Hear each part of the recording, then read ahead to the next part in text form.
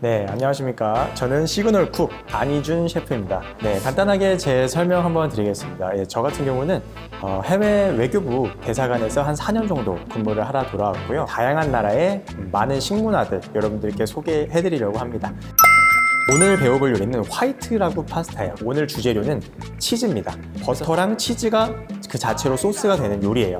호불호가 좀 나뉠 수 있습니다. 그래서 거기다가 생크림을 조금 넣으셔서 약간 크림 파스타와 조금 같이 섞인 느낌으로도 한번 만들어 볼 거예요.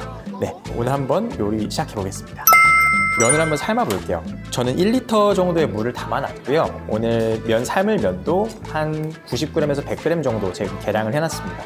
우리 면수 이제 비율 잡는 법 알려드리자면요. 이건 셰프들마다 조금씩 달라요. 보통 1리터의 물에 10g에서 15g 사이로 소금 양을 조절하십니다. 저 같은 경우는 한 13g 정도 미리 그램을 재놓은 이 굵은 소금을 준비를 했고요. 여기다가 바로 넣어줄게요. 자, 그래서 이렇게 물이 팔팔 끓을 때까지는 일단 강불로 계속 끓여주시면 되는 거예요. 우리 그러면 면을 한번 삶아볼게요. 우리 지금 옆에 타이머를 준비해놨어요. 7분 지금 타이머 맞춰놨고요. 우리 타이머를 먼저 누르고 시작하지 마시고요. 자, 시간 재는 방법은 자, 면을 이렇게 넣으시잖아요. 면을 넣고 일단 이 면들이 아래쪽이 좀 휘어져야 다 전체적으로 물에 잠기겠죠. 지금까지는 아직 저 타이머 안 눌렀습니다. 모든 면이 물 안으로 들어간 상태에서 타이머를 눌러주시면 되겠습니다. 자, 이렇게 면이 물에 다 잠겼죠? 그럼 이제 여기서부터 타이머를 누르시고 처음 한 1, 2분 정도는 우리 여러분들이 이걸 면을 계속 저어주셔야 돼요. 왜냐면 이 면들이 이대로 넣은 상태로 가만히 있으면 자기들끼리 붙어버립니다. 면수에다가 면을 넣고 끓이실 때 불색이 좀 궁금하실 수도 있어요. 지금까지도 계속 강불이에요. 근데 면을 넣고 얘가 한번 온도가 식으니까 이때부터 끓을 때까지는 또 아직 강불이에요. 그러니까 지금 다시 끓어오르죠. 지금부터는 얘를 계속 강불로 놔버리면 물이 너무 빨리 증발해 버립니다. 면이 익기도 전에.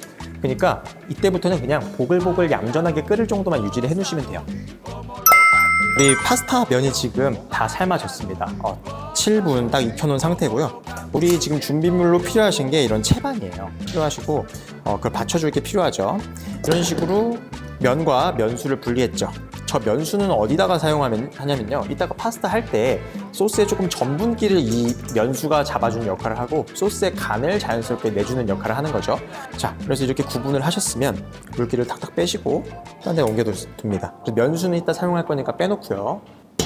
우리 면에다가 이대로 놔두는 게 아니라 오일링을 해줘야 됩니다. 그래서 집에 있는 뭐 올리브 오일 없으시면 식용유로 이제 코팅을 하셔도 돼요. 그래서 그때다가 올리브 오일 많이 뿌리실 필요 없고요. 이거 면 1인분 기준으로 뭐 테이블 스푼으로 한 큰술도 안 들어가요. 한 반 큰술 정도면 충분히 됩니다. 자, 이렇게 코팅을 다 하셨으면 또 이대로 놔두느냐? 안 되겠죠. 이게 이미 뜨거운 상태의 면이고 자기들끼리 뭉쳐 있으면 나중에 이렇게 떡이 돼 버립니다. 뭉쳐버리고. 그러니까 우리 납작한 이제 그릇이나 넓은 쟁반에다가 얘를 펼쳐주는 과정을 거치셔야 돼요. 최대한 안 겹치게 넓게 펴주시는 게 좋아요. 제가 일부러 지금 2개로 나누고 있는 겁니다.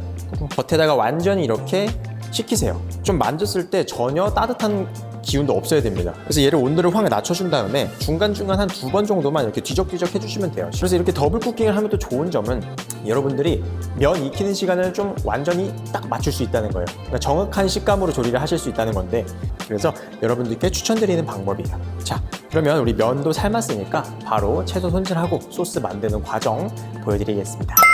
우리 일단 오늘 사용할 채소가 다 많진 않아요.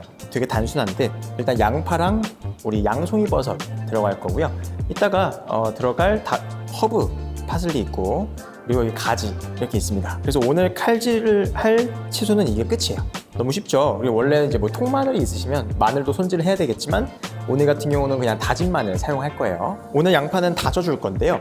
끝에 부분 좀 남기시고요. 칼집을 좀 내주세요. 그리고 이렇게 그대로 써셔도 되는데 한 번 더 칼집 내실 수 있으면 좋고 또 한 번 더 내실 수 있으면 더 좋아요. 그래서 칼집 내고 썰기만 하면 자연스럽게 chopping이 됩니다. 자, 마지막 이렇게 남은 거 있잖아요. 남은 거는 이렇게 대고 끝에 부분 칼 도마에 붙이신 다음에 이런 식으로 누르시면 자연스럽게 다져지고 마지막으로 여러분들이 딱 보셨을 때 아, 여기서 나는 조금 더 입자를 잘게 하고 싶다. 그러면 그냥 조금 더 다져주시면 되는 거예요. 어려운 게 없습니다. 그 다음에 우리 가지 손질해 보겠습니다.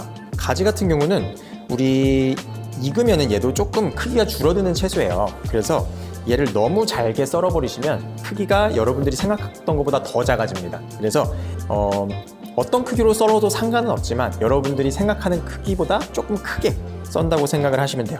저는 오늘 양파보다는 조금 크게 썰 건데 한 이 정도로 해서 썰어줄게요. 반 4분의 1 사이즈로 썰었고요.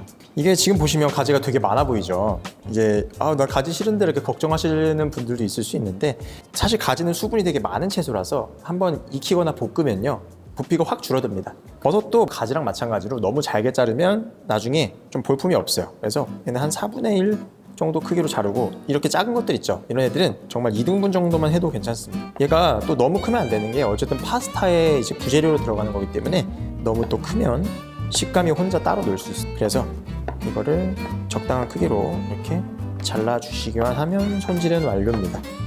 버섯 손질까지 완료가 됐죠.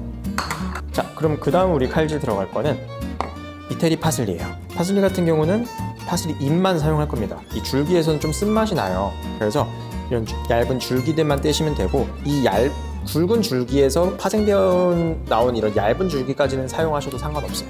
자, 그래서 이 정도 이파리를 떼서 다져주겠습니다. 올리브 같은 경우는 그대로 저는 오늘 통째로 넣을 거예요.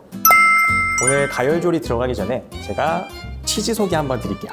오늘 이제 소개드릴 치즈는 이탈리아의 치즈 파르미지아노 레지아노라는 치즈예요. 여러분들 들어보신 분들도 많을 텐데 보통 그라나 파다노는 많이 들어보셨을 거예요. 그리고 대표적인 종류가 이렇게 두 가지가 있고 그리고 추가로 하나 페코리노 로마노라는 치즈가 있어요. 다 비슷한 경질 치즈입니다. 경질이라는 거는 우리 단단한 치즈를 말해요. 우리가 보통 뭐 연질 치즈, 초경질 치즈 뭐 이런 식으로 치즈의 단단함에 따라서 치즈를 구분하는 경우가 많은데요. 이런 이제 파르미지아노 레지아노나 우리 아까 말씀드렸던 그라나 파다노 이런 것들은 다 경질 치즈, 뭐 초경질 치즈 이런 사이에 속한다고 보시면 됩니다. 자, 이거는 제가 그냥 좀 투박하게 갈아놓은 페코리노 로마노라는 치즈입니다. 이거는 말 그대로 양젓 치즈예요. 여러분들이 흔히 사용하시고 아시는 그라나 파다노랑 이 파르미지아노 레지아노 이 두 가지 치즈는요 소젓 치즈예요. 그러니까 소에서 나오는 그런 치즈고 이거는 양젓 치즈예요. 그러니까 염소젓으로 사용하는 곳도 있긴 합니다. 그래서 이 두 가지의 결정적인 차이는 맛과 풍미인데요. 소젓 치즈 같은 경우는 우리가 이것도 좀 꾸릿꾸릿하다고 느끼시는 분들이 꽤 많아요. 그런데 이 양젓 치즈 같은 경우는 향이 훨씬 더 강합니다. 그래서 원래 제가 오늘 말씀드리는 이 화이트라고 파스타 같은 경우도 이 양젓 치즈만 들어가는 파스타예요. 그렇기 때문에 여러분이 처음 드셨을 때는 되게 꿉꿉하고 치즈에 좀 그런 꾸리꾸리한 냄새가 강하다라고 느끼실 수가 있어요. 그래서 그걸 조금 중화를 하시려면은 아예 소젓 치즈로 대체를 하시거나 아니면 두 가지를 좀 섞어 쓰셔도 좋습니다. 그러면 우리 가열조리 한번 들어가 볼게요. 지금 불을 켜놨는데요. 처음에 팬을 달구실 때는 항상 무조건 강불로, 센 불로 이제 가열을 시작을 해주세요. 그리고 얘가 완전히 가열이 되면 재료를 넣을 때는 한 중불로 낮춰서 요리를 하시는 거예요. 자, 우리 첫 번째로 먼저 이제 요리해줄 채소들은 버섯이랑 가지예요. 우리 전에도 말씀드렸지만 버섯 볶을 때는 기름 먼저 안 넣죠. 가지도 마찬가지예요. 오늘은 이제 두 가지를 동시에 수분을 좀 빼줄게요. 그래서 이런 식으로 제가 기름 한 방울 두르지 않았지만 반짝반짝하면서 수분이 나오죠.